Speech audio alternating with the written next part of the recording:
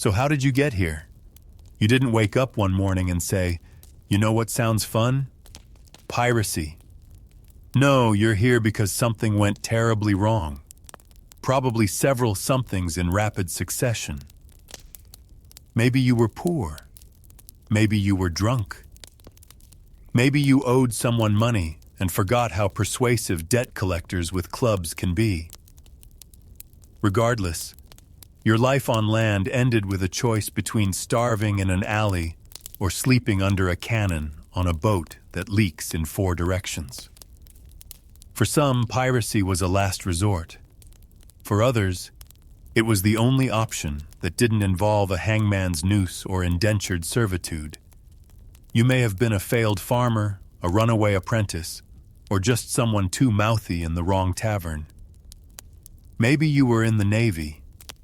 Emphasis on were before you realized that the only thing worse than being flogged for stealing a biscuit is being flogged for stealing a biscuit and then not getting to keep the biscuit. But let's be honest. You probably didn't even choose piracy. You were press-ganged, kidnapped, abducted, shanghaied.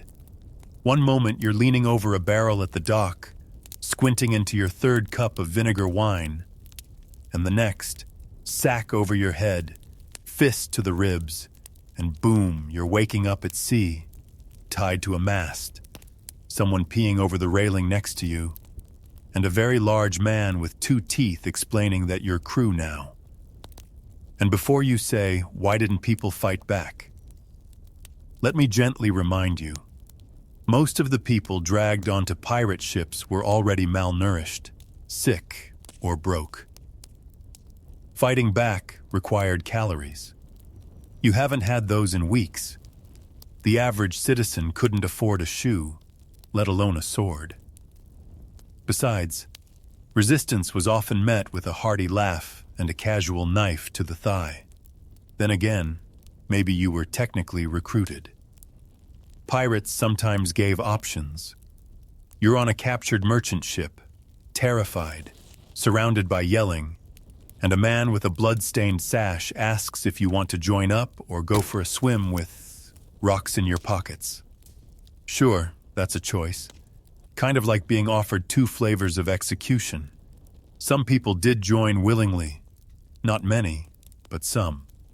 Ex-sailors sick of low pay and high lashes. Prisoners promised freedom in exchange for service. Desperate souls who heard tales of gold and glory and thought, how bad could it be? Those people didn't last, not because they were weak, but because they had hope. Hope is a liability on a pirate ship. It makes you hesitate. It makes you dream. And dreaming gets you knifed during hammock rotation. You may have told yourself, "At least I'm free now. I'm not under the king's boot. I answer to no man." How quaint.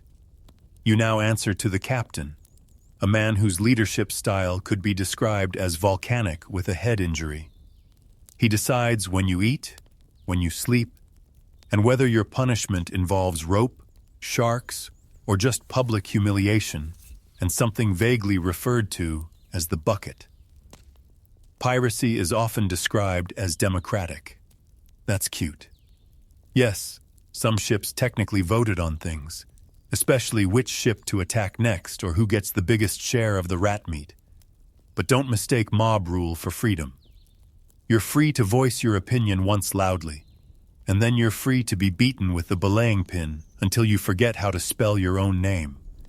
The truth is, you didn't end up here because you were brave or noble, or born under a cursed moon. You're here because you are expendable. The world chewed you up, and this ship was the last thing that didn't immediately spit you back out. You're not Jack Sparrow. You're not even Jack Sparrow's cousin's roommate's dog. You're just another name on a water-stained ledger of bodies. And now you're aboard. No land in sight, no rescue coming, no 5 easy steps to escape a pirate ship pamphlet tucked in your waistband. Just you, the sea, and 40 to 60 other unfortunate souls pretending this is better than the alternative. Spoiler, it's not. So you've been abducted, conscripted, or just thoroughly conned. You're stuck on a ship that smells like wet rope and unwashed ambition, and you're still clinging to the vague hope that maybe, just maybe, the people around you are at least halfway decent. Let's ruin that hope together. Meet the crew. Starting with old Nate. He's called that because he's 35 and looks 80. His skin has the texture of sun-dried parchment, and his beard appears to have partially fossilized. He survived shipwrecks, storms, at least 2 mutinies, and a mysterious incident involving a priest, a cannon, and a wheel of cheese. He's not wise. He's just too stubborn to die. And he smells like someone tried to tan leather using seawater and despair. Next is Whistler. Nobody knows his real name. He just whistles constantly. Cheerful melodies, haunting dirges, the occasional off-key hymn that might be a warning. He sharpens knives while doing it. Not his own knives, other people's. Usually, while maintaining disturbingly direct eye contact. He hasn't blinked since Tuesday. Your hammock is next to scraps. He's called that because he eats them. Moldy biscuits, discarded boot soles, and once a piece of sailcloth he mistook for a pancake. He has scurvy, ringworm, and the unsettling ability to sleep anywhere, including upside down. He snores like a dying walrus and hums in his sleep. He's missing 2 fingers and doesn't remember why. Then there's Half-Ear Jim. Lost 1 ear in a bar fight. Allegedly lost the other half of his mind somewhere off the coast of Antigua. He mutters constantly, mostly threats against seagulls and something he calls the salt demon. He believes the ship is haunted, and he's not wrong. He might be the haunting. Bloody Mary is the gunner's mate. She has the build of a whiskey barrel and the voice of someone who gargled gravel. Tattoos cover every inch of visible skin, including one that reads, "Don't ask," across her knuckles.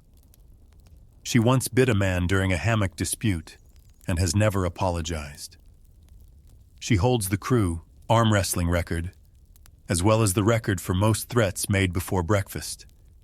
Then we have Guts. That's not his real name. It's what he yelled when he tried to intimidate a boarding party and forgot the rest of his sentence. He hasn't lived it down. His real talent is vomiting with incredible accuracy during storms, often into other people's boots. He keeps a pet rat named Reginald, which he talks to like a therapist. Reginald is the most stable member of the crew. Cobbler used to be a shoemaker. He mentions this constantly, despite having no shoes. He's tried to repair 3 pairs of boots using tar and regret, and each attempt has ended in catastrophic blisters. He still insists he's craftsman class. Nobody is sure if he actually worked in a cobbler's shop or just loitered near one. French Tom is not French, not even a little. He's from Leeds. But he once said bonjour during a hangover, and it stuck.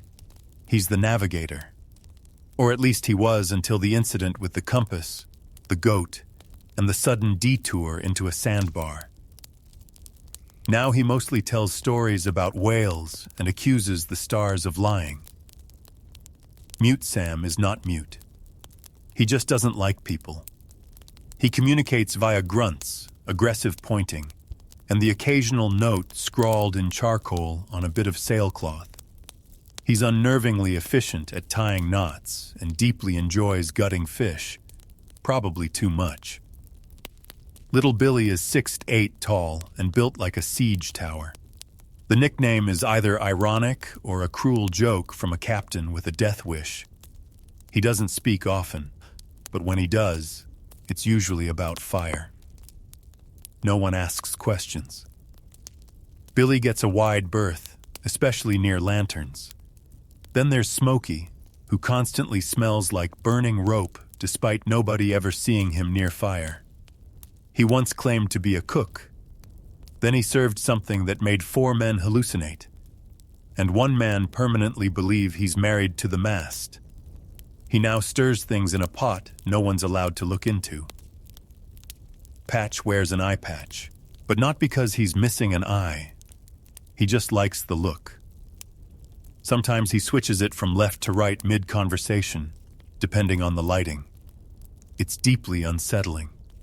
He also carries 3 flintlocks and doesn't trust any of them, referring to them as the lads and blaming them for his frequent outbursts. And finally, the captain. But we'll talk about him later. For now, just know that he's watching. Always watching. Often from odd places. Like the crow's nest at 3:00 a.m., whispering to the moon. Together, these misfits, degenerates, and semi-sentient warning signs form the backbone of your new life. They're violent, unstable, and deeply, profoundly unwell. And they are now your closest companions. Trust is rare. Loyalty is conditional. Everyone's armed, everyone's tired, and everyone's been stabbed at least once, emotionally or otherwise. But for all their madness, these people are survivors. They've outlived hurricanes, cannonballs, venereal disease, and at least 1 Kraken rumor. They might smell like fermented despair and scream in their sleep, but they know how to sail, how to fight, how to live, barely. Welcome aboard. This is your home now. It has sails. It floats most of the time. Technically, it qualifies as a ship. Emotionally, it's a damp wooden coffin that groans louder than the crew. She's got a name. Probably something intimidating like the Revenge or the Black Vengeance. Pirates love names that sound like they've already killed someone. She wasn't built for comfort. She wasn't even built well. This vessel is likely a stolen merchant ship, hastily converted into a pirate vessel by removing everything useful and replacing it with anxiety. The floorboards creak when nobody's moving. The hull leaks constantly. Not dramatically, just enough to make everything damp. Your clothes, your food, your soul. The deck is a minefield of loose nails, rope coils, and the occasional chicken that no one remembers bringing aboard. It's also slick. Always slick, with seawater, blood, rum, or something that looks like it used to be stew. You don't walk across it so much as shuffle like a haunted floor mop, praying you don't slip and land face first on a rusty spike. Below deck, things get worse. The ceiling is low enough to humble your posture permanently. The air is thick with mildew, sweat, and old wood rot. There's a smell, not one you can describe. It's more of a presence, like something crawled into the wall and died, then changed its mind halfway through and decided to haunt the place instead. Your living space, it's called the Hold. You share it with rats, weevils, and 30 to 40 equally miserable human beings. There's no privacy, not even a curtain. Just hammocks swinging so close together that if your neighbor rolls over, you both wake up confused and bruised. There's no mattress, no pillow, no personal shelf for your diary and scented candles. Just a sling of canvas suspended by rope and trust issues. You're encouraged not to sleep on your back. Not because it's bad for you, but because the dripping ceiling will baptize your face every 10 minutes with condensation that might just be sweat from the deck above. Storage. That's just a word for put it wherever it won't immediately rot or catch fire. Gunpowder barrels live next to crates of salted meat. Lanterns hang near flammable tar. The rum is stored in 3 different locations because the last guy who kept it all in one place is still being used as an example. The latrine is a plank at the back of the ship with a hole in it. You hang your bare bottom over the ocean and hope for calm seas and forgiveness. Wipe with a rag. Rinse in salt water. Repeat until you stop caring. Privacy, none. Judgment, constant. The seagulls have seen things. The galley is a pitiful excuse for a kitchen, a firebox bolted to the floor, tended by a cook with a nervous tick, and no remaining taste buds. Most meals are prepared with one spice, unidentifiable. If it smells edible and doesn't move, it's dinner. If it moves, it's tomorrow's dinner. Navigation equipment is sparse. There might be a compass, a cracked spyglass, and a chart that predates the invention of coastlines. You don't know where you are. The captain probably doesn't either, but he says he does, and that's what counts until you hit land or another ship. Every part of the vessel requires constant repair. Ropes fray, sails tear, the mast cracks, wood warps, nails rust. It's like living inside a large, angry wooden toddler that's always on the verge of a tantrum. Maintenance is non-stop. And by maintenance, we mean yelling at things and hitting them with hammers until they stop leaking. Then there's the sound. The creaking never stops.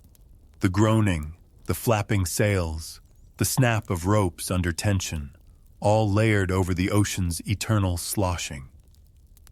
It's like being trapped inside a giant wet musical instrument played by Poseidon's drunk nephew. You'll learn to sleep through it eventually. Or not. And the ship is always moving, not just the obvious rolling and pitching. No, this is a full-body experience. It sways, it shudders, it jolts without warning. You will develop sea legs. You will also develop sea nausea, sea headaches, and the ability to vomit into a bucket without missing a beat. This ship is your world now. You'll live on it, bleed on it, maybe die on it.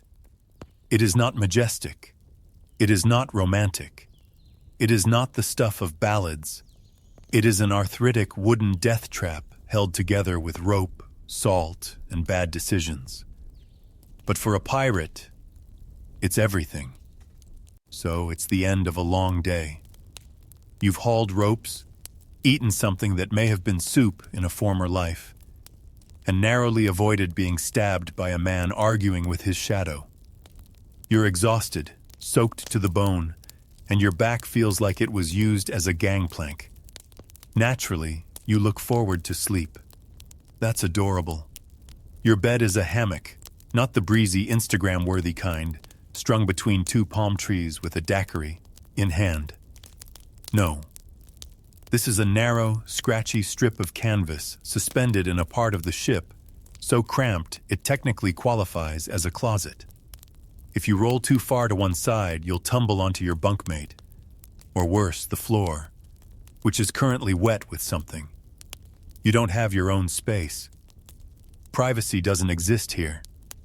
You sleep in a room packed with dozens of other men, strung up like drying laundry, swinging gently in the ship's ceaseless rhythm. Sometimes the hammocks sway in unison, like a synchronized ballet performed by meat sacks. Other times, they sway out of sync and someone's nose meets someone else's elbow. Again. Breathing is competitive. The air down here is thick with body odor, mildew, and a hint of rat droppings. If someone farts, and they will, the scent just kind of hovers, trapped by the low ceiling and your dwindling will to live. It's a hot, damp blanket of humanity's worst emissions. There's no lighting, just darkness. Or maybe the faint flicker of a lantern someone's risked setting up in defiance of both safety regulations and common sense. That faint glow reveals shapes, shadows, and the knowledge that one of your crewmates is staring directly at you while chewing something. You do not want to know what. Noise is constant. Snoring is the default setting. Some men mumble in their sleep, others scream. Some sleep with one eye open. One man, you're fairly certain, is composing sea shanties in his dreams and moaning the chorus. You'll learn to sleep through it. Or you'll cry quietly into your hammock until unconsciousness takes pity on you. Bedding. That's optimistic. You get your hammock. Maybe a blanket, if it hasn't been used as a mop yet. Maybe a lumpy pillow fashioned from spare rope. If you're cold, you shiver. If you're hot, you sweat. If you're both, congratulations. You've developed pirate fever. Don't worry, that's only fatal sometimes. Clothing is your pajamas, also your work clothes, also your funeral attire if things go poorly. There's no laundry service, no fresh linens, just salt, grime, and the vague hope that one day the mildew in your shirt will achieve sentience and walk off on its own. You are always damp. The ceiling drips, the walls sweat, the boards beneath your hammock squelch in a way that suggests a small ecosystem is forming. You've stopped asking what's wet and started hoping it's just water. That's your nightly optimism. Pests. Yes, the hammock area is their playground. Lice, fleas, rats, spiders, things that shouldn't exist but do. You might wake up with bite marks or with something small and judgmental making eye contact with you from inside your boot. If you scream, no one reacts. That's just Tuesday. On particularly rough nights, the ship rocks violently and hammocks swing like pendulums. You'll hear bodies colliding mid-air. A man might be flung from his sling and land with a thud and a groan. Nobody helps. Helping means getting up, and nobody gets up unless there's fire or a ghost. Some ships have sleeping shifts. Too many men, not enough hammocks. So you rotate 4 hours here, 4 hours there. If someone doesn't wake up when it's your turn, you drag them out gently if they're your friend, violently if they snore like a foghorn. If you're lucky, you dream of land.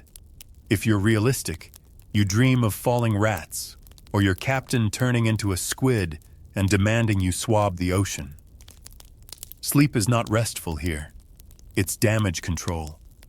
You wake up just a little more broken than the day before. But hey, you're not alone.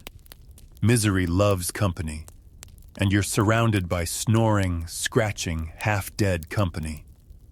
Welcome to Pirate Rest. May your sleep be brief and your hammock knots hold. So you've survived another day at sea. You've hauled rigging, dodged a fistfight over a stolen spoon, and successfully avoided falling off the latrine plank during high tide. Congratulations. You've earned a meal. You will regret this. Pirate cuisine isn't really cuisine. It's more of an endurance test. The ship doesn't have a chef. It has a cook who may or may not have once boiled boots for soup. Ingredients are limited to whatever doesn't rot immediately. Spoiler, everything rots immediately. Let's start with hardtack. It's your bread substitute. Picture a cracker made of flour, water, salt, and heartbreak, then baked until it could stop a musket ball. If you're lucky, it's just hard. If you're unlucky, it's alive. Weevils love hardtack. You'll learn to tap it on the table to see if anything crawls out. If it does, you flick the bug off and eat it anyway. Extra protein. Next up, salt pork. This is not the crispy bacon delight of your fantasies. It's a gray, rubbery block of pig preserved in enough salt to give a horse cardiac arrest. You'll boil it. You'll chew it. It will fight you the entire time. By week 2, you'll start having nightmares about it chasing you. Vegetables. That's adorable. If there are any, they're long dead. Potatoes sprout into new life forms. Onions go soft and start leaking. If someone gets an apple, it's either a miracle or a trap. Scurvy isn't just a threat, it's an inevitability. Gums swell, teeth loosen. Eventually, you're gumming your salt pork like a sad old sea turtle. Water, you ask? Technically, yes, but it's stored in barrels. Barrels that used to hold fish, wine, vinegar, or some mysterious fluid the crew refuses to discuss. By the time you drink it, it's warm, cloudy, and tastes like someone washed socks in it, which in fairness, they probably did. To make the water slightly less horrifying, you mix it with rum.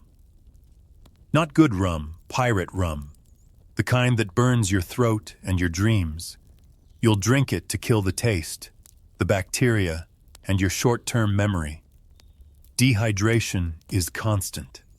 You're always either too thirsty or too drunk to care. The cook occasionally makes stew. This is a generous term.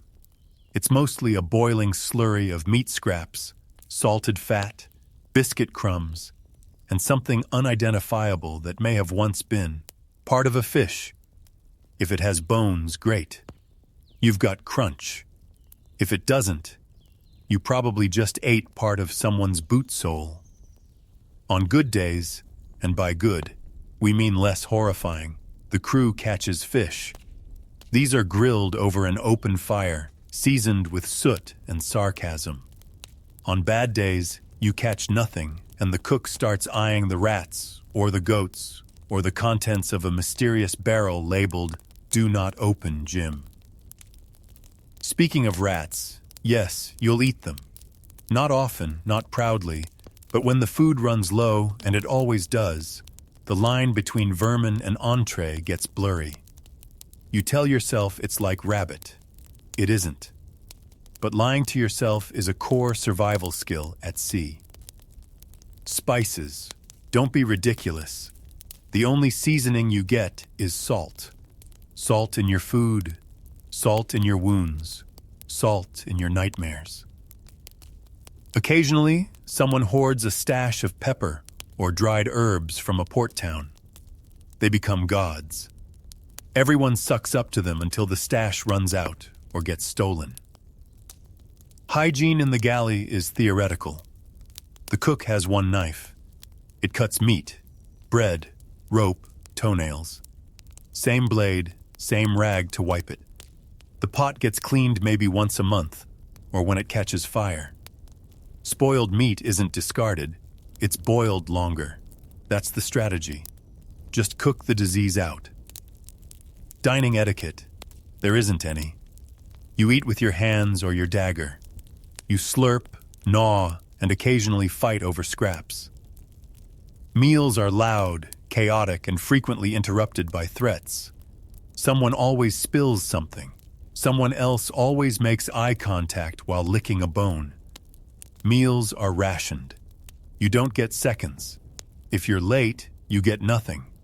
If you complain, you're invited to have a chat with the cook. No one knows what happens during these chats. People return changed, quiet, suspiciously full. But here's the worst part. You get used to it. You stop noticing the texture. You stop asking what's in the stew. You start missing the flavorless biscuit blocks when they're gone. You'll dream of them at night, cradled in your hammock, whispering, "At least I knew what you were." So enjoy your meal, sailor. Bon appetit. And may the weevils be merciful tonight. Let's talk about cleanliness, or rather the permanent and deafening absence of it.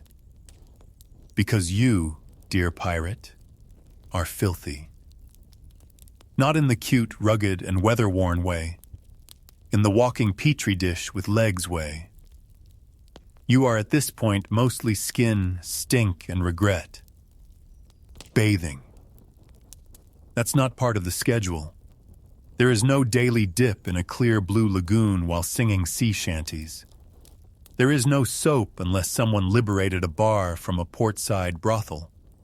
And even then, it's guarded like treasure. Showers, please. The only running water here is rain, and that's if Neptune's in a generous mood. Occasionally, if the sea is calm and the crew hasn't mutinied in the past 48 hours, you'll be allowed to jump overboard for a wash, which is just swimming naked near sharks. You come out wet, a little cleaner, and slightly more paranoid than before. Someone always jokes about cutting the rope ladder. It's not always a joke, but for the most part, you just marinate. You sit in your own grease.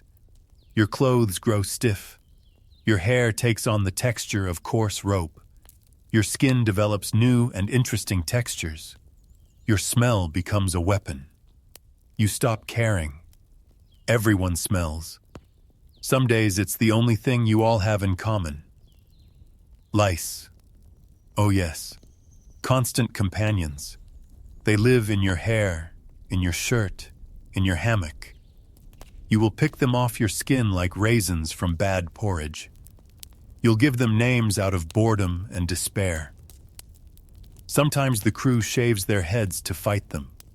Sometimes they just burn their shirts and scream. There are no toilets. You already know about the plank. That single piece of wood jutting off the back of the ship where you squat and try not to think about how undignified this is. If the seas are rough, you'll miss. If someone's using it ahead of you, you wait or don't. Nobody wins. Toilet paper. No. Rags. Maybe a scrap of sailcloth if you're lucky. Your hand if you're desperate. You rinse it in seawater and pretend you didn't just abandon all standards of civilization. Then you go back to eating with that same hand. Welcome to the Circle of Life, Pirate Edition. Your teeth. You still have some for now. There's no toothbrush, no minty rinse, no floss. You might use a frayed stick. You might chew herbs. Mostly you just let nature reclaim your molars. Gums swell, teeth loosen. Eventually they fall out, and you slurp your meals through your remaining dignity. Infections thrive here. Scratches become abscesses. Bug bites turn septic. You'll get boils. You'll get rashes. Someone will have trench foot even though you're not in a trench. That's just what happens when your boots are always wet and your socks are theoretical. If you're wounded, the cleaning process involves salt water, a rag someone used to wipe stew off the deck, and a silent prayer to whichever sea god hasn't cursed you yet. Stitches are performed with sail needles. Antiseptic. Your doctor is rum and indifference. Then there's the smell. Oh, the smell. It follows you, clings to you, becomes part of your identity. A mix of sweat, salt, mold, and dried fish. You become nose-blind to it, but make no mistake, birds veer away. Port towns gag. Even the rats keep their distance on a bad day. Clothing is never washed. It's beaten against a rock or rinsed in seawater, which just adds crusty to filthy. Once your shirt can stand up by itself, it's time to burn it and steal someone else's. Most of your wardrobe has more holes than fabric anyway. Feet. A battlefield. Constantly wet. Constantly sore. Toenails blacken, peel, and vanish. Blisters pop, then refill. You sleep with your boots off only to find something has moved in during the night. Fungal infections aren't a possibility. They're a guarantee. There is no hygiene. There is only survival. You don't clean. You rot slowly. Your body becomes a history book of every wound, bite, and festering rash you've acquired since boarding this floating disease barge. You are decomposing in real time. So yes, pirates may have feared cannonballs and hangings, but nothing terrified them quite like a mirror and a good long sniff. You thought the captain ran this ship? That's sweet. But no, your true commander is disease. It's with you always. In your water, in your wounds, in the wheezing cough of the man who sleeps 6 inches from your face. You don't sail the sea so much as drift from one microbial disaster to the next. Let's start with the classic, scurvy, caused by a lack of vitamin C. Sounds simple, right? Just eat an orange. Except you haven't seen a fruit in months. Not a citrus wedge, not a sprig of parsley. Your diet is pure salt, starch, and hope. First, your gums bleed. Then your teeth loosen. Eventually they fall out like sad little dominoes, and you're left trying to chew dried pork with your gums flapping like loose shutters in a gale. Your joints swell, your legs ache. Your skin bruises if someone breathes on you too hard. You bleed from places you forgot you had blood vessels, and still the cook insists that the stew is nourishing. You'd protest, but your tongue has swollen to the size of a boot heel. Next up, dysentery. Oh yes, the great leveler. Rich, poor, old, young, everyone gets to poop themselves to death on equal footing, caused by drinking contaminated water, which on this ship is all water. You'll know it's hit when your stomach starts rumbling like cannon fire, and you sprint or stagger to the latrine plank, only to discover it's occupied for the next 20 horrifying minutes. Then there's fever. Any fever, pick your poison. Typhus, yellow fever, malaria, they're all invited. Symptoms include sweating, chills, shaking, hallucinations, and the conviction that the ship's mast is whispering to you. And if it's not fever, it's probably plague. Because yes, even the Black Death has been known to catch a ride on a pirate ship. Nothing like a spontaneous body count to keep morale spicy. Skin infections are constant. Boils the size of chicken eggs. Rashes that spread like gossip. Wounds that never heal. Just ooze with increasing enthusiasm. There's a man on your crew who has had the same sore on his leg since Martinique. He named it. It's doing better than he is. Lice and fleas don't just live on you. They thrive on you. They hold reunions. They take extended family vacations across your thighs. You scratch until you bleed, and then you scratch some more. The itching becomes part of you. At some point, you stop noticing, which is arguably worse. You might notice tuberculosis. Someone is always coughing. Deep, wet, lung-shaking coughs that echo through the lower decks like ominous drum beats. The kind of cough that comes with a bit of blood and a lot of denial. It's just the sea air, they say, while coughing their lung into a bucket. Then there's venereal disease because every time you reach port, at least half the crew stumbles ashore in search of temporary affection and permanent consequences. Syphilis, gonorrhea, the mysterious French itch. You'll know it's caught on when men start limping and cursing their own anatomy between sobs. Treatment. There isn't any. Not really.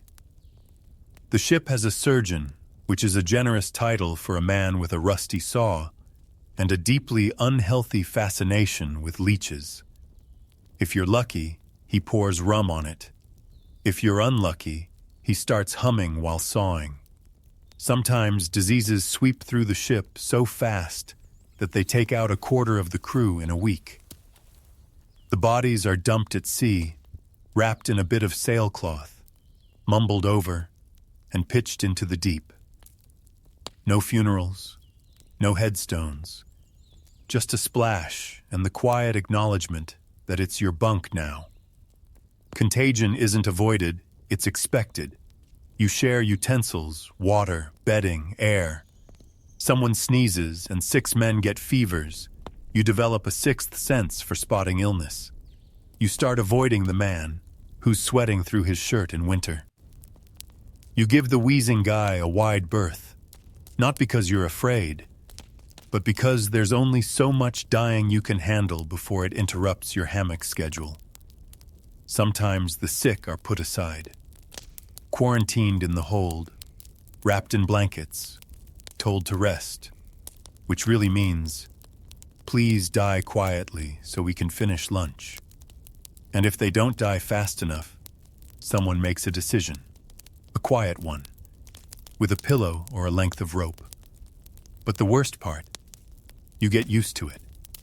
The smell of sickness, the groans, the way someone stops responding when you shake them awake.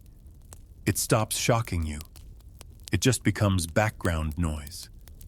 Like the waves, like the rats. So yes, the sea might drown you and cannonballs might splatter you. But if you really want to know what's going to end your pirate career, check your gums. So you've been scrubbing decks, dodging rats, and losing teeth to scurvy. All the usual pirate hobbies. But today's different. Today, the lookout yells something incomprehensible from the crow's nest. The captain smiles like a man who just remembered where he left his rage, and the ship starts to turn. You're going into battle. Not a heroic duel. Not a cinematic ballet of blade and grace. No, this is chaos. Screaming smoke, fire, and the constant unrelenting awareness that wood is splintering somewhere very close to your internal organs. First comes the prep. Everyone runs around pretending to know what they're doing. Cannons are rolled into place. Powder is measured. Pistols are loaded, some of them correctly. The deck is soaked with sand to catch the blood. Yes, they do that on purpose. It's called being practical. Your heart is racing. Your hands are shaking. You're handed a cutlass. Dull, nicked, heavy. It smells like rust and previous owners. Someone ties a pistol to your waist. You ask how to use it. They laugh. Then they hand you a boarding axe and pat you on the back like a man sending his goat into a thunderstorm. Then you see it. The other ship. It's coming fast. Cannon ports open. Flags are flying. They're yelling too. And just like that, the cannonballs start flying. Not politely, not with warning. They explode into the side of your ship like thunder having a tantrum. Wood flies. You hear someone scream. You don't know if it's you. Splinters are deadly. You expected swords and bullets, not jagged chunks of oak flying into your thigh like angry darts. Men lose eyes, fingers, chunks of face. The ship moans louder than the crew. Smoke starts to pour across the deck. Your lungs fill with powder and panic. Then boarding. Grappling hooks thud onto the rails. Ropes fly across. Men yell and swing from one deck to another like angry, unshaven monkeys. You're shoved forward. Time to kill or be killed. And you're still not entirely sure which end of the axe is the business end. You leap. You land badly.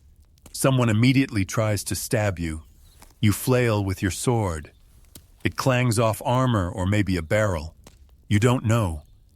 There's blood on your sleeve, and you don't know whose it is. You're shouting.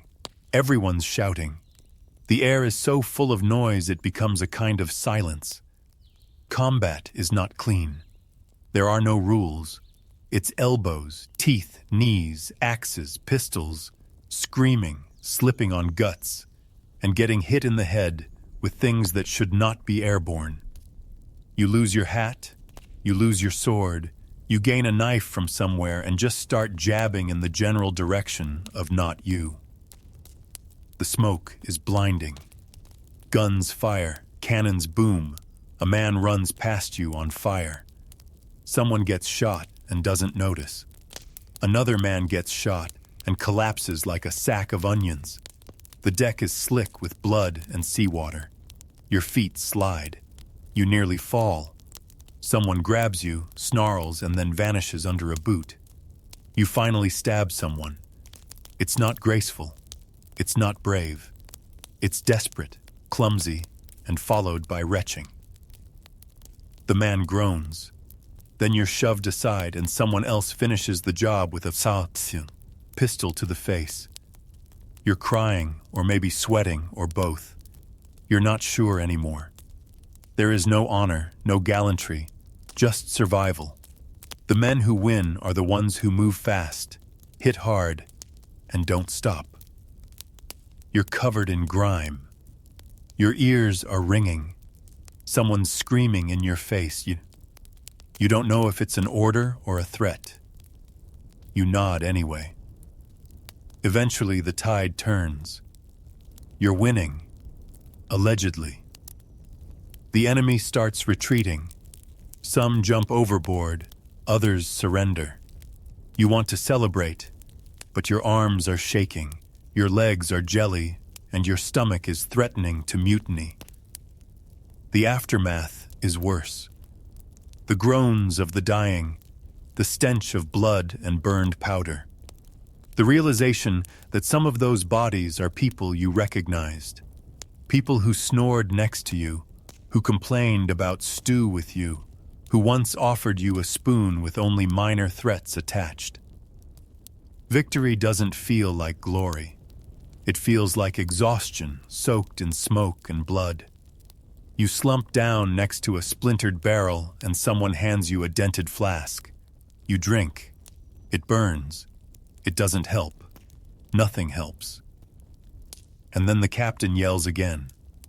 There's another ship on the horizon. You stand up on legs that no longer want to stand. Pick up a weapon you barely remember dropping and prepare to do it all over again. Welcome to pirate warfare. No medals, no honor, just teeth-gritting, blood-spitting survival. One horrifying moment at a time. So you've survived battle. Congratulations. Statistically speaking, you shouldn't have, but you did. You're standing, or at least swaying, blood-soaked, bruised, and full of questions. Chief among them, is that my blood? And should my arm be bending that way? Welcome to the next chapter of pirate misery injury, because you don't just die outright. That would be too merciful. No, first you suffer, then you really suffer, then you consider chewing off your own leg and calling it self-care. First things first, there's no medical officer. There's a surgeon, sure, but that term is being used as loosely as the bandages he ties with one hand while swigging rum with the other. He's not trained. He's not clean. He once mistook gangrene for sunburn and shrugged it off. What does he have in his medical kit?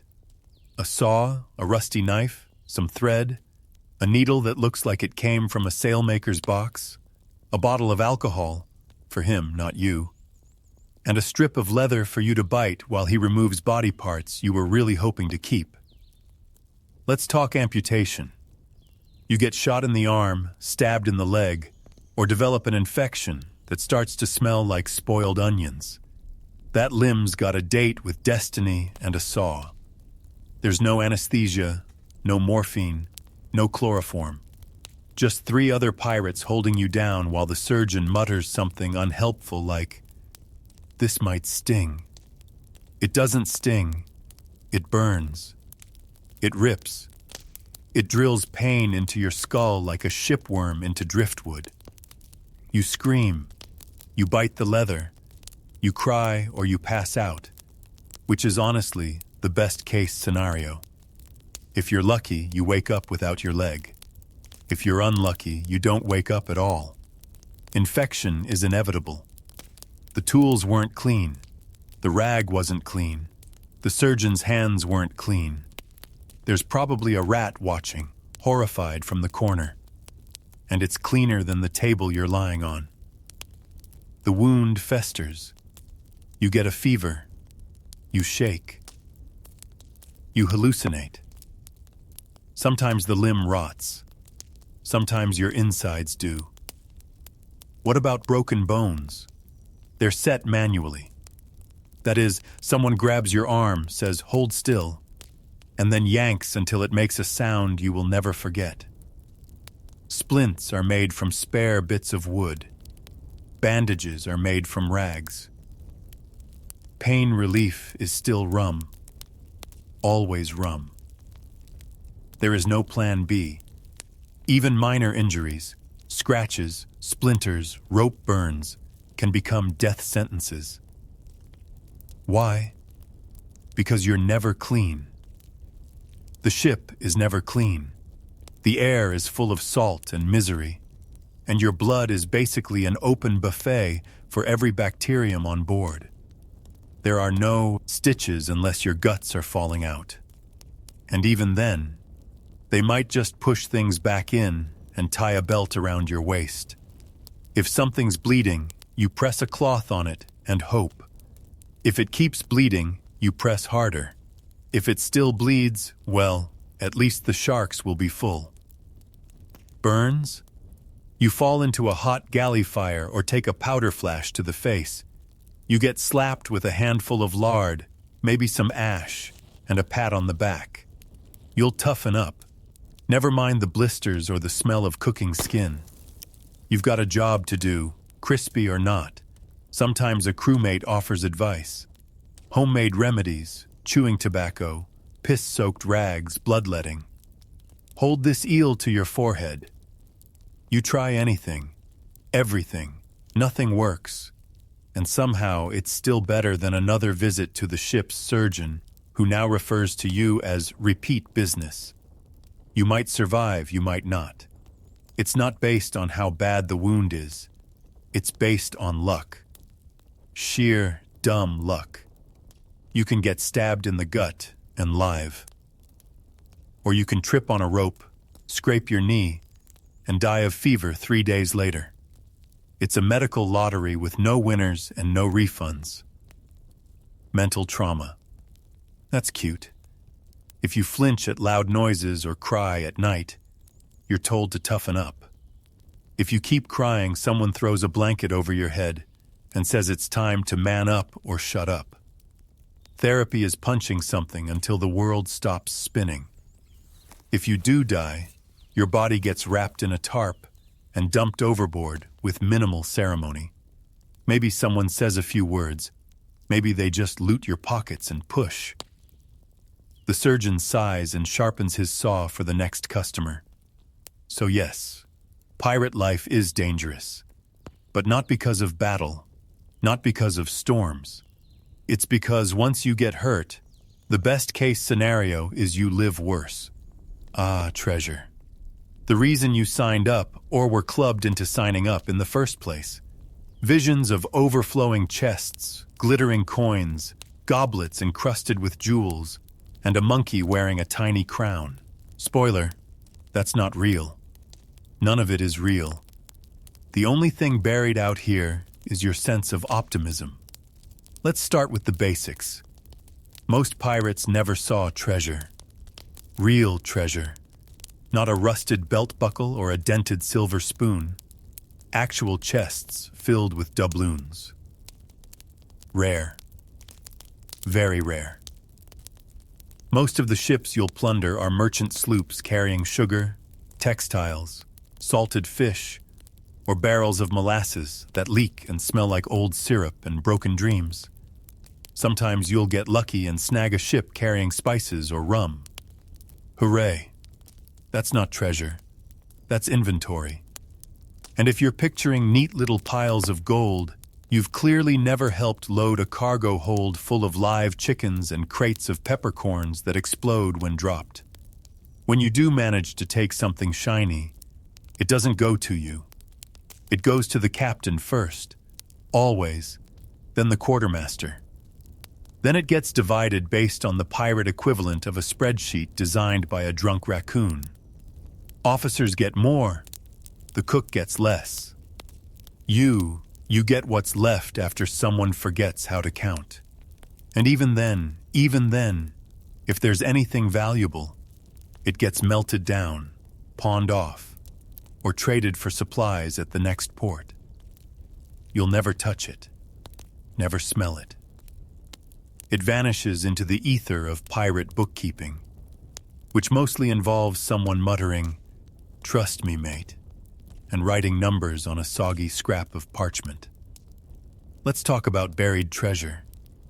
You've heard the stories. X marks the spot. A hidden map. A palm tree and a shovel. All lies. Pirates didn't bury treasure. Why would they? They spent it as fast as they stole it on rum. Gambling, women, more rum, and poor decisions involving livestock. A buried chest is just money you can't drink. Maps? Rare. If they existed, they were badly drawn and usually stained with something alarming.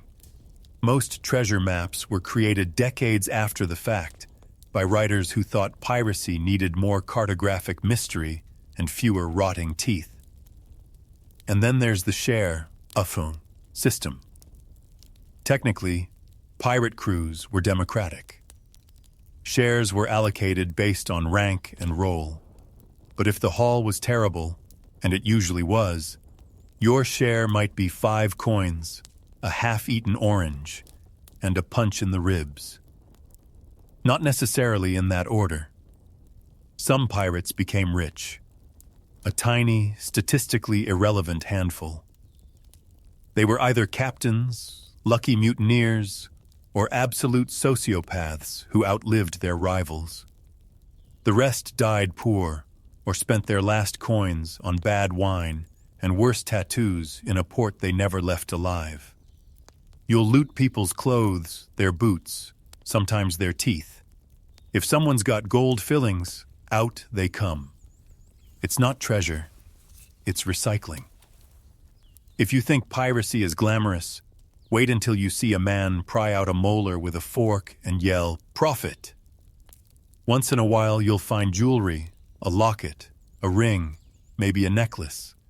It's covered in blood, sticky with someone's final moments, and probably cursed. You clean it, you try to sell it. The fence lowballs you. You accept anyway, because you need money for bread and brandy, and you lost your last boot during a knife fight with a pig. There's no bank, no savings account. What you earn, you carry until it's stolen. Because pirates steal from everyone, including each other. You fall asleep with a coin purse and wake up with a note that says, "Thanks, mate." You accuse someone. Hope you like fighting for the amusement of a bored crew. And the biggest lie of all, that treasure makes you free. It doesn't. Even if you strike it rich, somehow miraculously, you can't spend that money safely. You're wanted, hunted. The moment you flash a gold doubloon, someone recognizes you, and suddenly you're dangling from a rope in a crowded port square while children eat candied nuts and watch you twitch. So yes, treasure exists technically, but for you it's a rumor, a fantasy, a dangling carrot made of fool's gold and false promises. You'll fight for it, bleed for it, kill for it, and most likely you'll never see more than a handful of tarnished coins and a chipped goblet shaped like a fish. Welcome to the pirate economy, where every man dreams of riches and every man dies broke. You might think pirates were anarchists, wild men of the sea with no rules, no masters, and no consequences. That's what the stories say, right?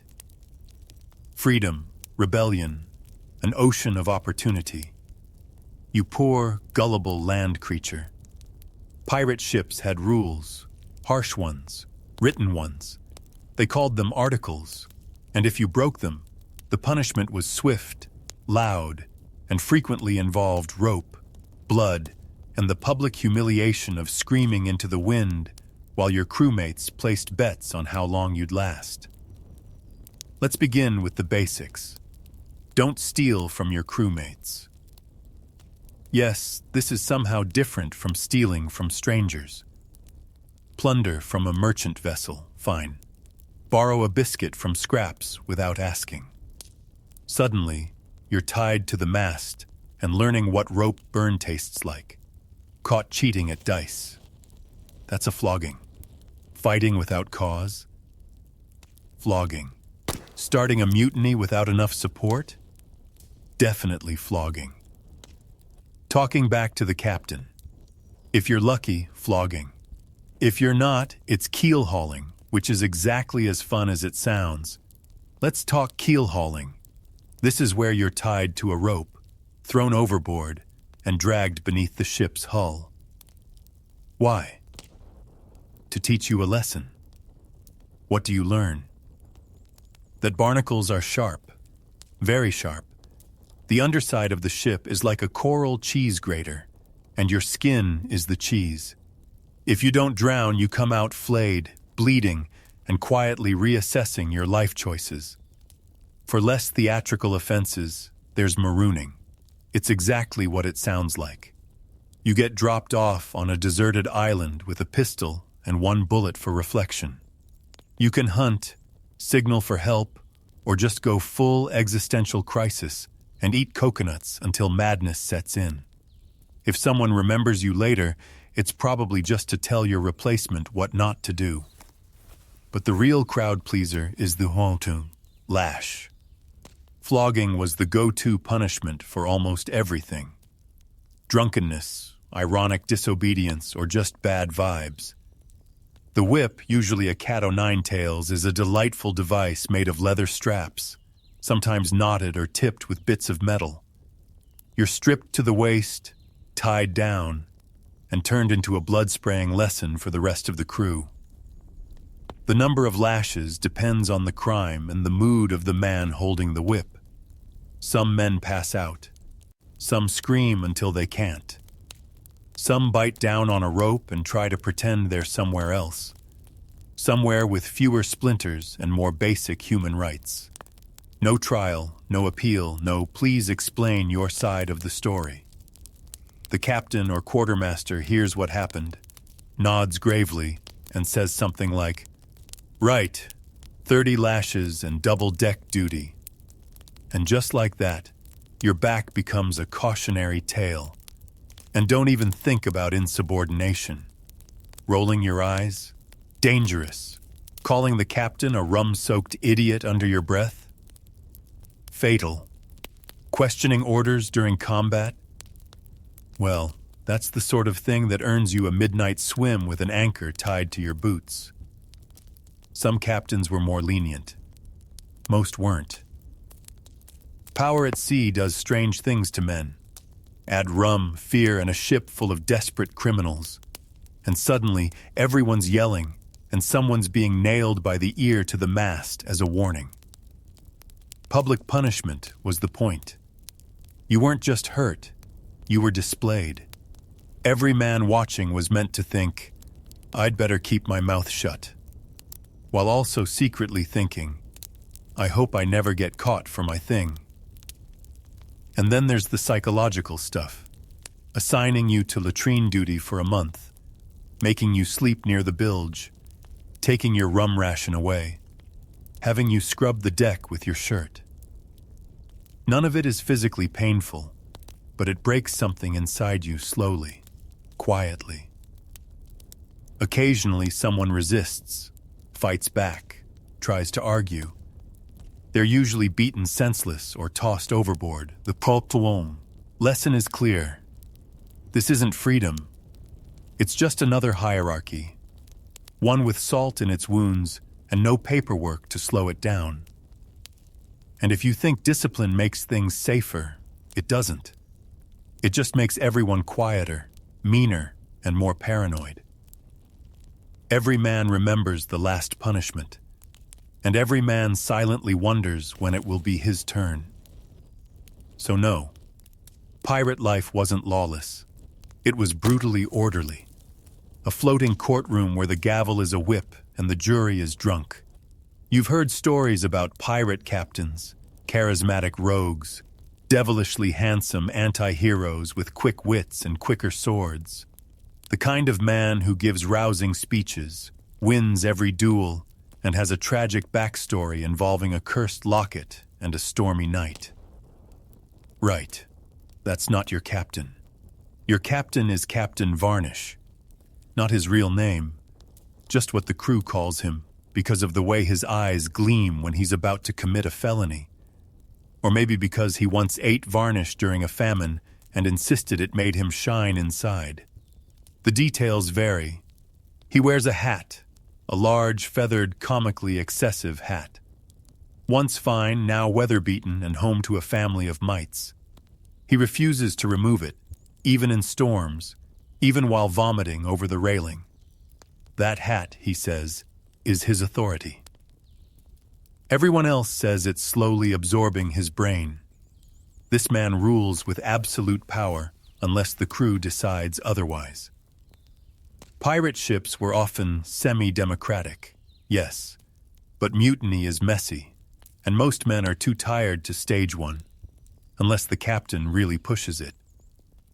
So for now, he stays in charge through a potent mix of volume, violence, and vintage intimidation. He is judge, jury, and occasional executioner. If you make a mistake, he doesn't yell. He leans in and whispers something like, "Would you prefer the lash or a swim with stones in your pockets?" And then he grins, not because he's joking, but because you think he might be joking. He's clever, but unstable. One minute he's calmly explaining wind patterns, the next he's howling at a pelican and accusing it of treason. The crew doesn't question it anymore. We all just silently agree that Captain Varnish is operating on a different wavelength, possibly haunted, definitely armed. He has rules, not consistent ones, not written down, but you're expected to know them. Like never mention oranges, don't whistle on deck, never touch his boots, even if they're on fire. And for the love of Neptune, don't ask what's in the locked chest under his hammock. His quarters are cluttered with oddities, a cracked mirror, a taxidermy parrot missing one eye, a bundle of human hair in a velvet pouch, maps of places that don't exist. He sleeps with one eye open and one hand on a pistol. Sometimes he talks to himself. Sometimes he gets answers. Despite everything, he's weirdly competent. He can read the sky like a book. He knows every shoal and channel between here and Barbados. He navigates by stars and gut instinct. And somehow we never run aground, which is probably why he's still in charge. No one else wants the job badly enough to risk a mutiny hangover. He drinks, not casually, not socially, professionally. Rum in the morning, grog at noon, captain's elixir, probably turpentine, at midnight. He never seems drunk, just more himself. Slurred threats, philosophical monologues, interpretive screaming. Occasionally he's charming. He'll pull out a fiddle and lead the crew in a song. He'll tell a joke so dark it makes the cook choke on his stew. He'll give you a look, just once, that says, "I see you. I remember when I was like you." And then he'll throw a chair overboard for reasons no one will ever explain. You fear him, but you need him. The sea is cruel and captains are armor. Without one, you're just floating meat with no direction. With him, you're part of something. Even if that something is deeply unstable and smells like burnt rope and moldy citrus. Every crew member has a captain story. The time he fought off a boarding party with a mop. The time he convinced a Spanish galleon to surrender using only profanity and a dead shark. The time he held a funeral for a bottle of rum. No two stories match. None of them are comforting. When the fighting starts, he's the first in. Screaming, laughing, bleeding like it's a hobby. His coat billows dramatically, even in windless conditions. You suspect sorcery or just very stiff fabric. Either way, it's effective. And when the storm comes, he's at the helm, coat soaked, hat still on, yelling at thunder like it owes him money. Somehow, impossibly, you feel safer with him screaming at the sky than you would with anyone else at the wheel. So yes, the captain is a tyrant, a lunatic, a dangerous, probably cursed man in a very large hat. But he's your lunatic. And out here, that counts for something. Life on a pirate ship is hard, but it's not without structure. And when structure breaks down, say someone drinks all the water, punches the cook, or accidentally lights the rum stash on fire, there's only one thing left to restore order: punishment. Creative, public, and loud enough to make everyone briefly regret their own existence. Let's begin with the lash, You've heard of it before. You've possibly felt it before. But here's the thing. Every lash feels personal. It's not a soft whip. It's a cat-o'-nine-tails, a festive name for a nightmare device made of leather cords, sometimes tipped with bits of bone or metal, just to keep things interesting. If you're lucky, you pass out before lash 5. If you're unlucky, you remain conscious for all 20 or 30, or however many the captain feels you deserve for snoring too close to his quarters or breathing disrespectfully near his pet chicken. Then there's being tied to the mast. It's exactly what it sounds like. Arms behind your back, rope around your chest, left to stand there in sun, rain, wind, and shame. While every man aboard gets a good look at what "don't be this guy" looks like. You'll be mocked. You'll be hit with things. You'll learn humility. Maybe. Extra duty is another favorite. You'll be ordered to clean the deck with a rag made of old socks and spite. You'll swab the latrine plank. You'll haul barrels back and forth for no reason other than to sweat out your insolence. You'll be told it's character building. It's not. It's backbreaking. If you've really messed up, stolen from a crewmate, disrespected the quartermaster, or started a fire as a joke, you might face ducking. That's where they tie you to a rope, lower you over the side, and dunk you into the ocean like a particularly stubborn biscuit. Sometimes once, sometimes 12 times. It depends on how entertaining your panic is. Then there's keel hauling. Yes, we mentioned it before, and yes, we're mentioning it again, because nothing quite drives the lesson home like being dragged under a barnacle-encrusted hull while screaming bubbles into shark-infested waters. You emerge flayed, salt-soaked, and spiritually hollow, which honestly makes you fit in better. Food punishments are another tool. You want dinner? Too bad. You're on biscuit ration. Just biscuit. No pork, no stew, just a handful of stone-hard despair and the ambient crunch of regret. If you complain, you get nothing at all. Complain again. You get to serve dinner instead while everyone avoids eye contact. One classic method is the necklace. That's where they tie your offense around your neck, literally. Caught stealing a spoon, you wear it on a string. Caught with contraband, you wear that too. It's petty. It's theatrical. And it works because no one wants to walk around with a moldy onion on their chest while being called Sticky Tom. Shaving punishments are surprisingly common.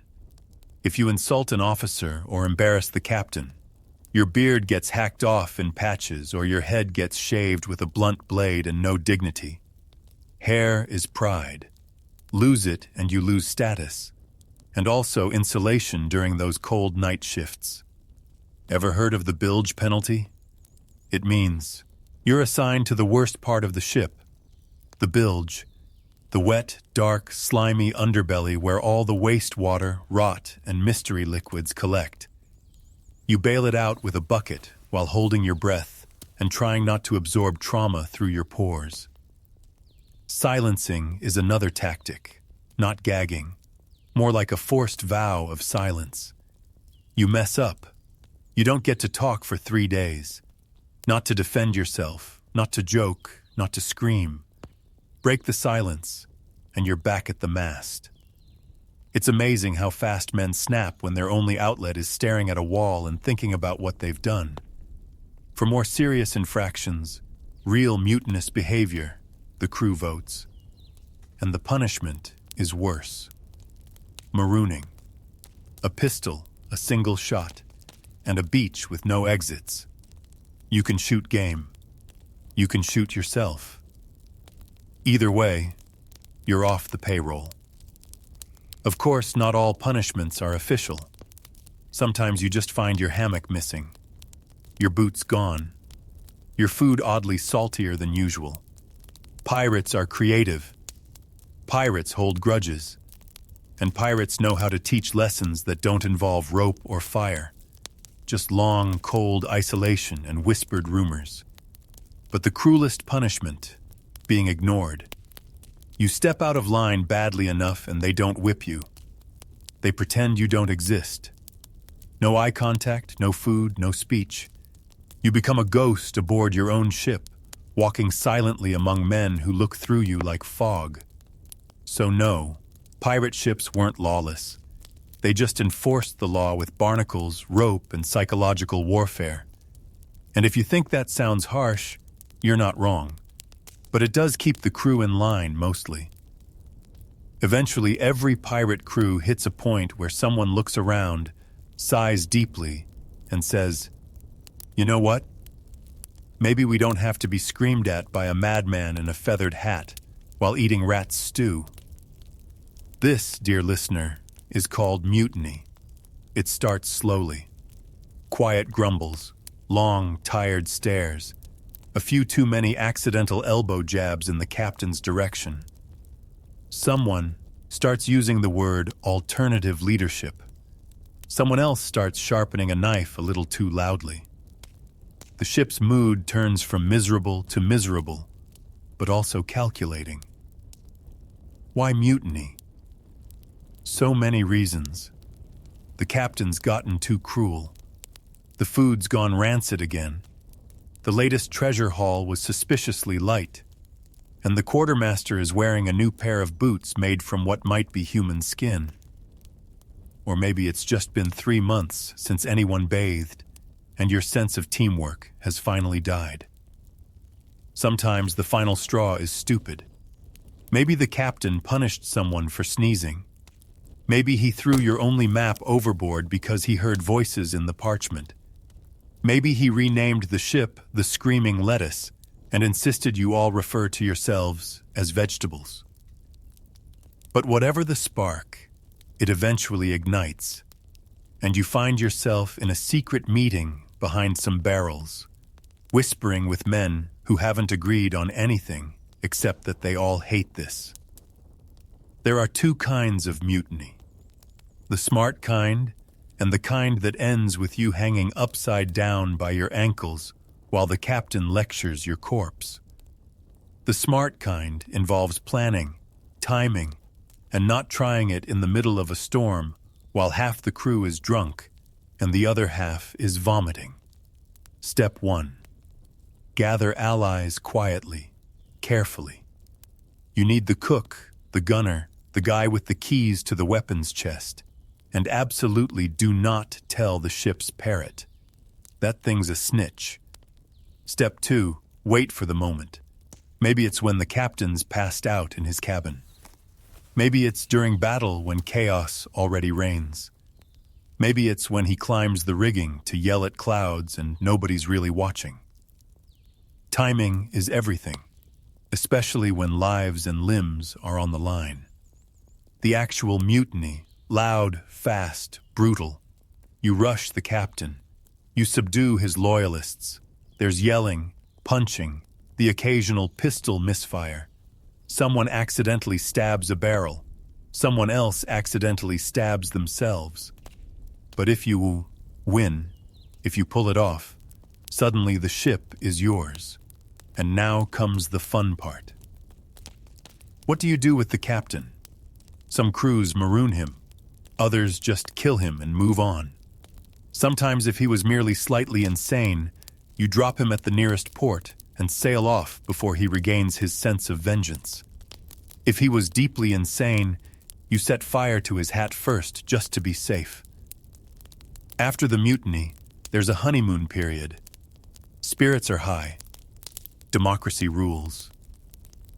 Meals are shared. No one screams when someone sneezes. For 3 glorious days, everything feels almost civilized. Then someone disagrees with the new leadership. Someone doesn't pull their weight. The rum runs low, and you start to hear those whispers again. Because here's the thing. Once mutiny becomes an option, it never really goes away. It's always lingering in the background. Every captain knows it. Every crew member thinks about it. Every decision made after the first mutiny is filtered through the memory of how easy it was to throw someone overboard and call it progress. You've replaced one tyrant with a committee of smaller tyrants. Everyone wants to be in charge. No one wants to do the boring stuff like keeping the sails intact or not sailing directly into reefs. The same resentment starts to build, the same bitterness, and soon enough, the knives are out again. Mutiny isn't freedom. It's just reorganization by bloodshed. But for a brief, shining moment, it feels like justice until it's your turn to wear the hat. After weeks at sea, soaked, blistered, lice-ridden, and bleeding from somewhere, you finally see land, a port, civilization, buildings that don't creak, food that didn't come from a barrel, dirt that doesn't move beneath you. You're ecstatic. That's your first mistake. Pirates don't exactly receive warm welcomes. Most ports hate you. Some tolerate you. A rare few actively cater to you, but those tend to be lawless dens of sin where you can trade a rusty button for a drink and get stabbed for offering, making eye contact with someone's goat. Your ship limps into harbor like a dying animal, and you spill onto the dock with the rest of the crew. Eyes squinting, legs wobbling, faces crusted with salt and secrets. You stink.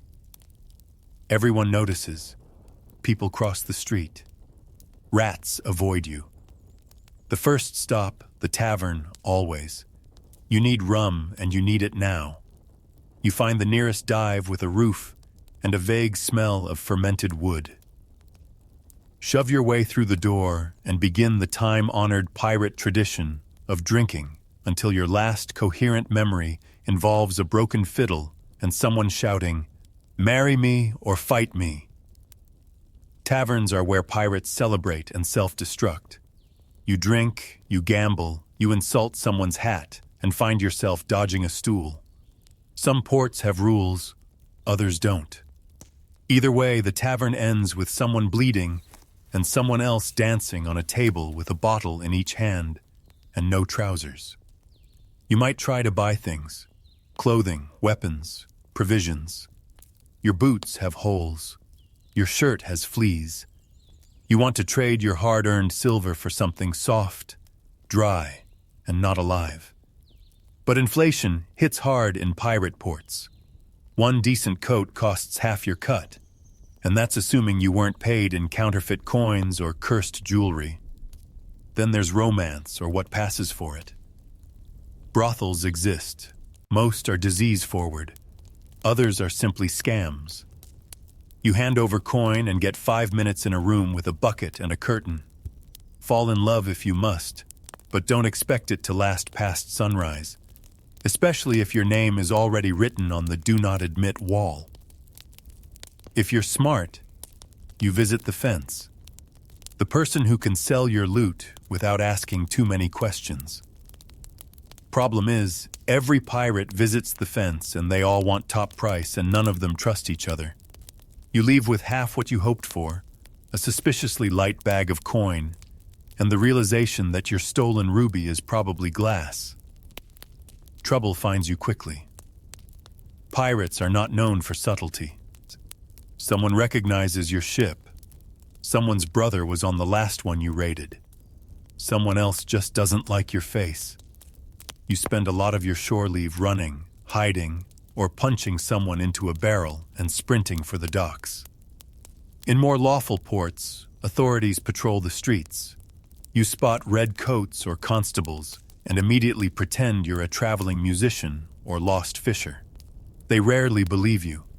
Some demand bribes. Others just draw swords and ask if you'd prefer jail or public hanging. It's a real choose-your-own-misery adventure. You might visit the market, buy a mango, a sweet roll, a chunk of dried meat that doesn't smell like feet. It's heaven. It's also a trap. One wrong bump and your coin purse is gone, or someone accuses you of theft and suddenly you're holding a coconut like it's contraband and everyone's yelling. Some pirates go missing in port. They drink too much, get robbed, join another crew, or just wander off into the jungle after claiming they saw a vision in the banana trees. You'll hear stories. You'll assume they died. You'll probably be right. There's always someone selling magical protection. A charm, a feather, a vial of murky liquid that keeps away sharks and curses. You buy it, you wear it. You still get bit by a crab, robbed by a child, and punched by a nun. But you feel safer, and that's what counts. And when your coin is gone, your boots are worse and your headache is louder than your regrets. It's time to stumble back to the ship. Hungover, injured, emotionally hollow, but still technically alive. Ports of call offer no rest, only new flavors of chaos. You don't come ashore to relax. You come ashore to remember why you left land in the first place. And next time, you'll probably get stabbed over something even dumber, like a banana. So somehow, against every odd, every cannonball, every tropical disease, and every questionable stew, you've survived. You've grown old at sea. Your bones creak louder than the ship's hull. Your teeth are mostly gone. Your back is a question mark. And you're still breathing, barely. Congratulations. It's time to retire. Which sounds nice, right? A peaceful life on land. A small cottage, a warm fire, maybe a dog, maybe two. Perhaps a hammock that doesn't threaten to kill you in your sleep. But let's not get ahead of ourselves because pirate retirement is not that. First, let's talk about money. You probably don't have any. Whatever treasure you managed to steal, you spent long ago on rum, dice, or someone named Ruby, who almost certainly wasn't. You might have a pouch of coins stashed in your boot, but when you open it, you find mold, 2 bent buttons, and a Spanish doubloon that's actually chocolate. There's no pension, no pirate union, no savings plan, no trust fund, no generous letter from HR thanking you for your 30 years of stabbing. You have what you carried, and what you carried was mostly trauma and a suspicious rash. Some pirates settle down in quiet towns under fake names. They pretend to be fishermen or merchants. They grow beards, speak softly, and try not to flinch every time someone drops a spoon. You ask about their past, and they change the subject. You ask again, and they disappear into the woods. Others return to the pirate-friendly islands, lawless little patches of land where nobody asks questions and everyone smells like dried rum and unresolved guilt. You can live there if you're lucky. If you're unlucky, someone recognizes you. Someone who remembers that time you double-crossed their cousin over a barrel of sugar and a goat. A few dream bigger, buying land, starting farms, opening taverns. These dreams last until the first bad harvest, the first tax collector, or the realization that running a tavern means dealing with drunk people. Something you swore you'd never do again after that one night in Tortuga, involving 6 mugs, 1 jewel, and a live ferret. Some try to write their memoirs. Most can't read, let alone write. So, they dictate their life story to someone with a quill, and it turns into a confusing, blood-soaked mess of half-truth tales and deeply incriminating details. It's published under a pseudonym. It sells poorly, but a few readers start to wonder, was that you? But most pirates don't make it this far. You're the exception, the lucky one, which is unsettling because your body feels like it's held together by barnacles and superstition. You wake up to phantom sword fights in your dreams. You sneeze and throw out your shoulder. You're too tired to be feared and too haunted to be happy. Friends gone, buried, lost, or worse, settled with families, tiny houses, and suspiciously normal lives. You visit them once and their children stare at you like you crawled out of the sea. You try to tell a story. They ask why there's a knife in your boot. You'll always be looking over your shoulder. Bounties don't expire, especially if you were good at piracy. Some young bounty hunter might knock on your door one day, bright-eyed and full of foolish purpose. He calls you sir. You pretend to be deaf. He calls you captain. You sigh and reach for your rusty pistol. Some pirates die peacefully in their beds, surrounded by cats with a bottle of something strong and the sea visible from their window. Their last words are usually a joke or a curse or something poetic about tides. Most die on a cot in a back alley, whispering to ghosts. The truth is, pirate retirement is mostly waiting. Waiting for death. Waiting for revenge. Waiting for the sea to call you back. Because the sea never really lets go. It's still in your blood, in your bones, in your cough. You listen for gulls and ship bells even when you're 100 miles inland. And sometimes, just sometimes, you catch yourself walking toward the docks, limping, muttering, coat flapping, looking for a ship, a crew, a second chance. But the ocean doesn't want you now. It's already replaced you. You're old, broken, forgotten, but you made it, which in this profession is about as close to glory as you'll ever get. So you've imagined the hat, the coat, the swagger. You've pictured yourself standing on the deck, one boot propped against the railing, staring into the sunset like you own the ocean.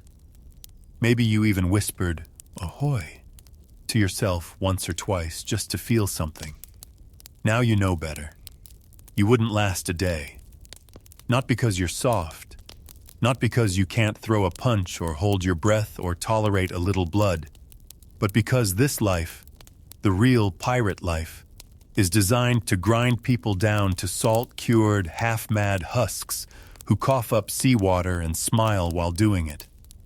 You'd board the ship and immediately gag from the smell. Within an hour, you'd be seasick, bruised, and deeply unsure of who just called you Meat Boy. By nightfall, your hammock would collapse. You'd be ankle-deep in bilge, and someone would have threatened you with a spoon. You'd get your first ration, biscuit and salt pork, and realize your teeth weren't ready. You'd get your first injury and meet the ship's surgeon who greets you with a rusty saw and an expression that says, "You'll probably die, but let's make it a surprise." You'd think, "At least there's treasure." Then you'd see that the loot is 4 bolts of damp linen and a barrel of spoiled lard. You'd consider mutiny, only to discover it's already happened twice this month, and nobody remembers who's captain anymore. The ship's just drifting on habit and body odor. By the time battle came, you'd still be holding the pistol someone gave you with the trigger on backwards. You'd try to stab someone and drop your sword. You'd scream. They'd scream. A cannonball would hit somewhere nearby and you'd end up half-deaf and fully reconsidering your life choices. You'd think about jumping overboard. But even the ocean is dangerous, full of sharks, jellyfish, and judgment. So you'd sit down on a damp crate surrounded by men who haven't blinked in days and try not to cry in tatsun, front of the one-eyed rat that's clearly sizing you up. Because pirate life isn't freedom. It's hunger, disease, pain, fear, and above all, filth. So much filth. Inside your boots, in your mouth, in your dreams. You don't get used to it. You just stop noticing. Which in its own horrible way is worse. So no, you wouldn't last. Not a day, not an hour, not past the moment someone hands you a mop and points at a puddle that's definitely not seawater. And that's okay, because tonight you're not on a ship. You're not standing on splintered deck boards under a cloud of lice and rum breath. You're in bed, Safe, clean, horizontal, with a roof, with soap, with the confidence that no one will threaten you with keel hauling if you sneeze too loudly.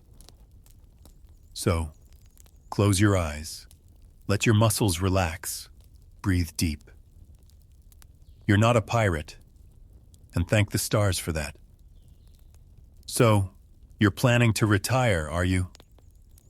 That's cute, because almost no pirates retire. Not in the way people retire from normal jobs with pensions, parting cake, and a farewell card signed by people pretending to like you. No, pirates retire by dying violently, disappearing mysteriously, or being hanged in front of a crowd that's mostly there for the snacks. Still, let's explore this fantasy together.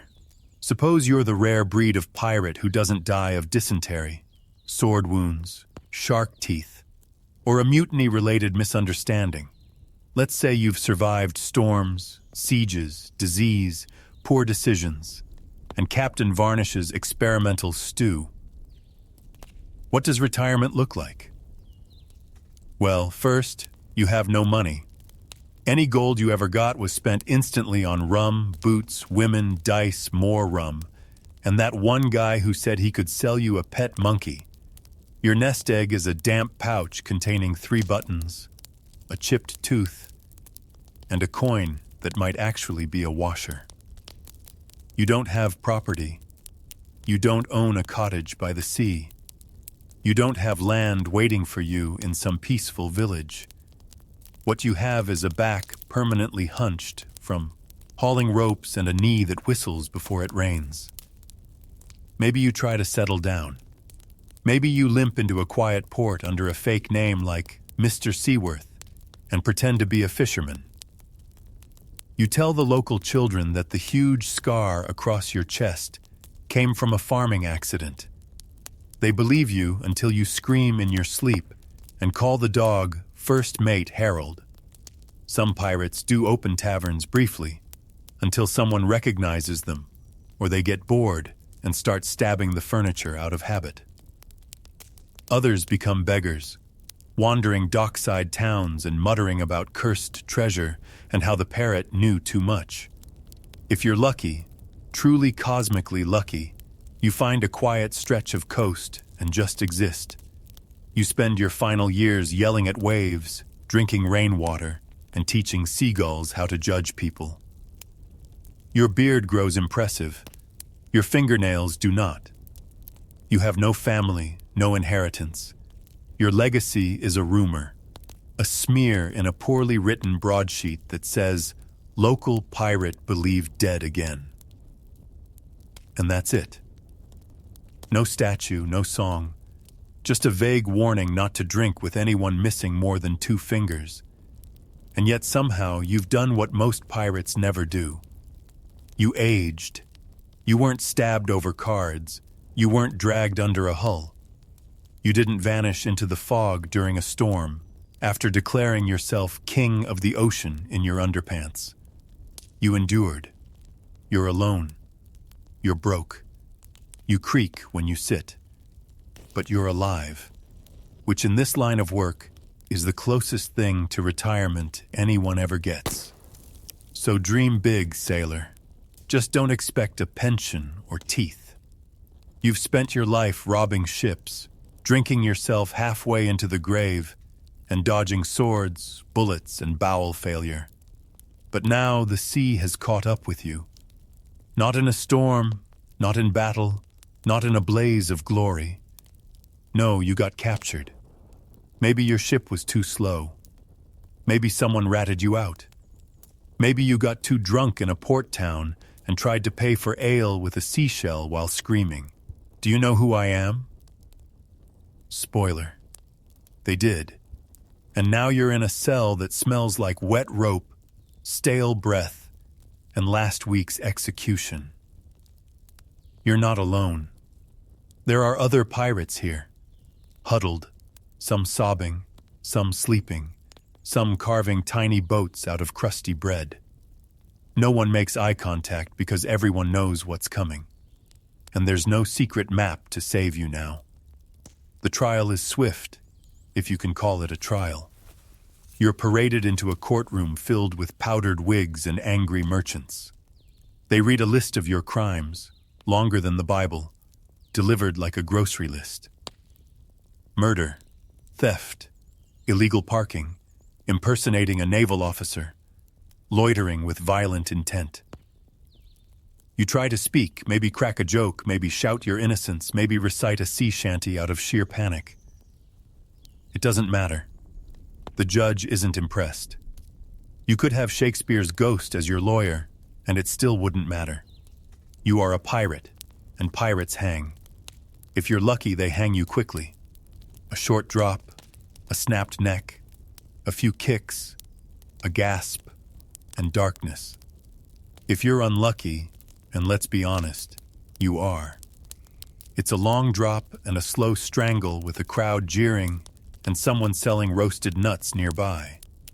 And if you're really unlucky, they make an example out of you.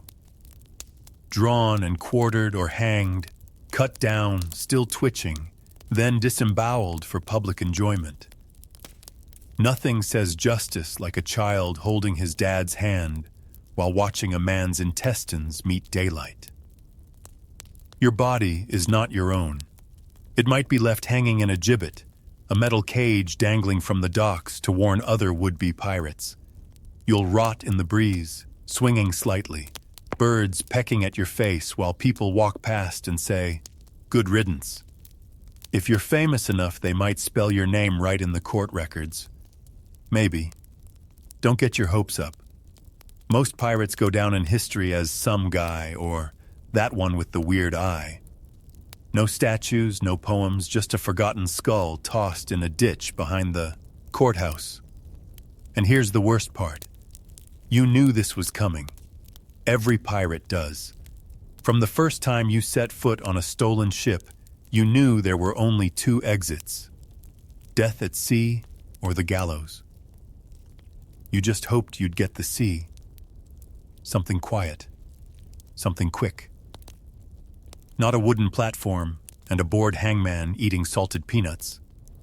The crowd isn't mourning you. They're not mourning anyone.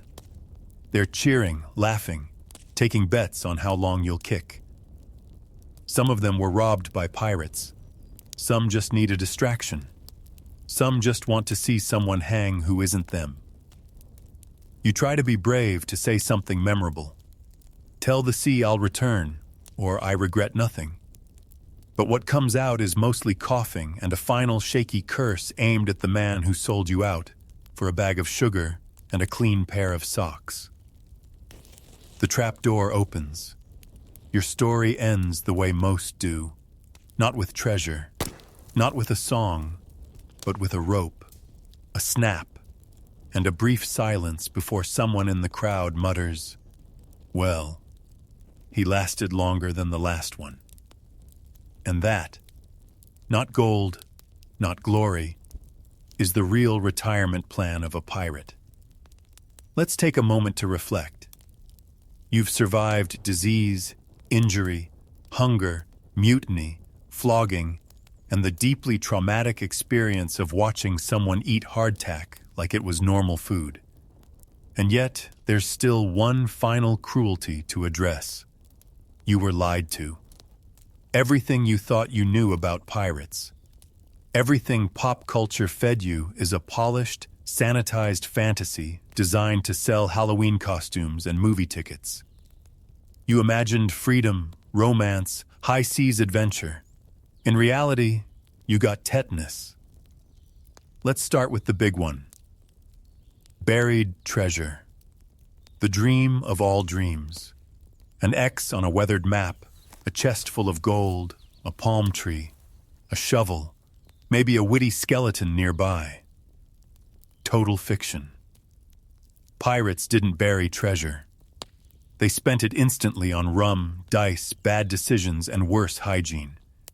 Gold didn't go underground. It went straight to the tavern floorboards. Noble causes, please. Pirates weren't rebels against injustice. They weren't sea-born Robin Hoods. They were thieves killers, deserters, drunkards, and opportunists.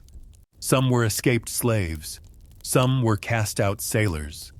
Many just wanted to get paid without ever scrubbing another naval deck again. There was no grand ideal, just desperation with a cutlass. And then there's the charismatic rogue myth, the Jack Sparrow archetype. Clever, charming, slightly drunk in an endearing way. No, real pirates were drunk in a face-down-in-the-bilge way. Most couldn't read, bathe, or hold a coherent sentence. If someone wore eyeliner, it was because they'd been punched in both eyes. You probably pictured dramatic sea battles, elegant maneuvers, sword fights that last 7 minutes and end with a witty quip. In truth, fights were short, brutal, and deeply unpleasant. There was slipping, screaming, biting, accidental shootings, and at least one guy who tried to kill someone with a chair leg. The democracy myth gets tossed around, too. Pirates voted. Yes. And then they stabbed each other over the results. Leadership changed often, usually by force. Power went to whoever shouted loudest and bled least. Pirate freedom was just lawlessness wearing a borrowed hat. Pirate ships were not glamorous. They were floating nightmares. Cramped, rotting, damp, and full of lice. The food was horrifying. The smell was worse. The crew hated each other by week 2. You didn't live on a ship. You survived on it until the scurvy took your gums or the surgeon took your leg. And those famous pirates, Blackbeard, Calico Jack, Anne Bonny? Half of what's written about them was made up by pamphleteers, court historians, and men with nothing better to do than exaggerate. For every real pirate with a legacy, there were 1,000 who died in silence, thrown overboard without a name. You might imagine a code of honor, pirates protecting each other, rules of engagement. No, pirates stole from each other, constantly. They lied. They abandoned. They're wounded. Brotherhood lasted until the rum ran out or someone found a shinier knife. Even the fashion is a myth. No perfectly tied bandanas, no pristine leather coats, just sweat-stained shirts, filthy breeches, and whatever you looted from the last person who screamed. If you wore a hat, it was probably moldy. If it had a feather, it was because a bird died in it. You probably believed in romance. Sail into port. Fall in love with a barmaid. Leave a legend. The truth. You stumbled ashore drunk, contracted something unmentionable, and were back on the ship before you remembered her name, if you even asked. Maps, parrots, eye patches, and catchphrases. All inventions, fun ones, sure, but not real. The only phrase you said often was, "Where's my cup?" followed by, "Don't stab me." And what about freedom? That great pirate promise, the open sea, answerable to no one. In reality, you answered to your captain, or your quartermaster, or the noose waiting in the next port. Freedom in pirate terms meant dying slightly more creatively than the average sailor. So yes, you were lied to. Not just a little, completely, utterly, and thoroughly. And now, as you lie safe in your bed, perhaps drifting off beneath clean sheets and the soft hum of electricity, you can sleep well, knowing one final truth. Being a pirate wasn't romantic. It was just survival, dressed up in other people's clothes. And there you have it. You've made it through the storm. Not the literal one, thankfully, but the long, slow, splinter-filled collapse of your pirate fantasies. You felt the deck lurch, smelled the sweat-soaked wool, tasted the biscuit filled with bugs, and now you're still here, in bed, upright, unstabbed. So take a breath, look around. You're not on a leaking ship in the middle of the Caribbean. You're in a room, a real room with a door and insulation. You probably haven't seen a rat in days. You're already winning. You don't have lice. Hopefully. You're not missing a limb. No one has. Threatened to flog you for sneezing. You didn't get forced to climb a mast in a lightning storm. You've had clean water today. You've had food that wasn't gray. You have soap. Let's not take that for granted. You have soap. Not animal fat and sand in a sack. Real soap. Maybe it even smells like lavender or oat milk or something else no pirate could pronounce. You have teeth, or most of them. And if one falls out, you don't rinse your mouth with rum and scream into the sky. You call a dentist who has tools that aren't rusty and doesn't charge you a chicken and a handful of stolen buttons. You have plumbing, indoor plumbing. You flush and the horror disappears. You don't walk to the end of a plank with your backside hanging over the ocean and the fear of slipping into shark-infested waters mid-bowel movement. What a luxury. You have a ceiling. No rain dripping on your forehead. No snoring crewmate 18 inches from your ear. No mystery moisture. Just quiet. Dry, civilized, clean, quiet. You didn't sign a blood oath. You weren't flogged for looking at someone's boots. You weren't abandoned on an island with a pistol and your own guilt.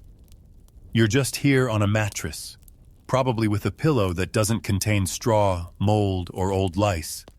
You are not a pirate, and thank everything holy for that. So close your eyes now, landlubber. Let the horrors of history fade into the distance like a cursed ship disappearing into the fog. You've learned something tonight. Not just about pirates, but about the true value of toothpaste. Sleep tight. You've earned it. And if you dream of the sea, just remember to bring soap.